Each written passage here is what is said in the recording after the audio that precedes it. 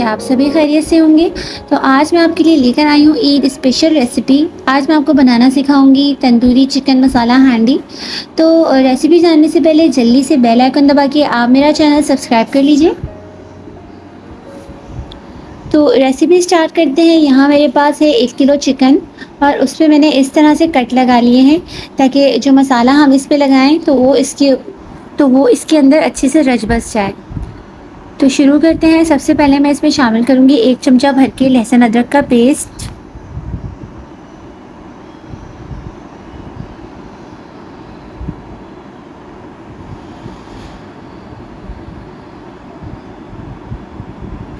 इसमें मैंने शामिल किए हैं 2 छोटे चमचे नमक के। आप अपने जायके के हिसाब से इसमें नमक ऐड कीजिएगा। पिसा हुआ धनिया, ये मैंने तकरीबन 1 चमचा इसमें ऐड किया है छोटा। पिसी हुई लाल मिर्चें, ये 2 छोटे चमचे मैंने इसमें ऐड किए हैं। गरम मसाला मैंने इसके अंदर 1 छोटा चमचा ऐड किया है।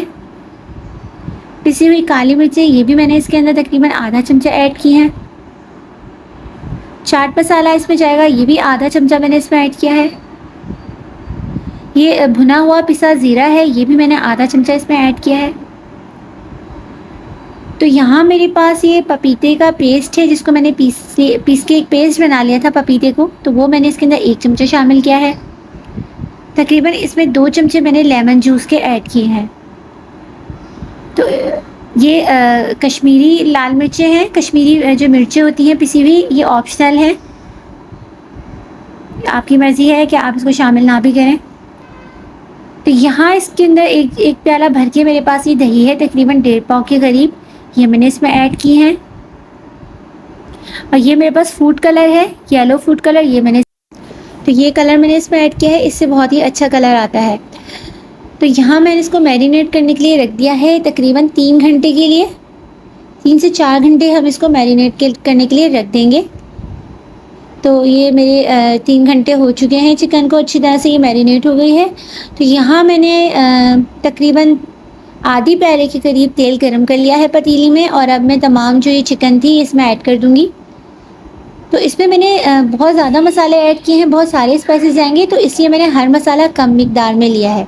अगर आपको ज़्यादा स्पाइस पसंद हो तो आप अपने हिसाब से इसको ज़्यादा भी कर सकते हैं। तो यहाँ पहले मैं इसको तेज़ फ्लेम कर दूँगी ताकि इसका अच्छी तरह से जो चिकन हमने मैरिनेट करने के लिए रखी थी, इसका पानी अच्छी तरह खुश्क हो जाए। तो जब ये चिकन पानी छोड़ देगी तो उसके बाद फिर मैं थोड़ा सा चूल्हा जो है वो स्लो कर दूँगी, लो फ्लेम कर दूँगी। तो इसको मैं पहले कवर कर दूँगी। तो आप ये देखिए कितना चिकन ने अपना पानी छोड़ दिया है। तो मैं इसका पानी खुश्क होने तक इसकी आंच जो है वो थोड़ी तेज़ रखूँगी।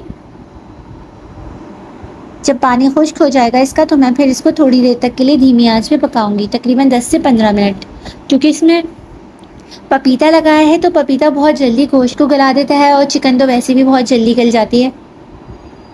तो ये आप देखिए मसाला अच्छे से इसका भुन चुका है, पानी बिल्कुल खुश्क हो चुका है। तो अब तंदूरी चिकन हो और उसमें स्मोक ना लगाया जाए, ऐसा तो हो नहीं सकता। तो अब यहाँ मैं इसको लगाऊंगी स्मोक। ये आप देख सकते हैं कितना अच्छा सा इसका जो है तैयार हो गया है मसाला।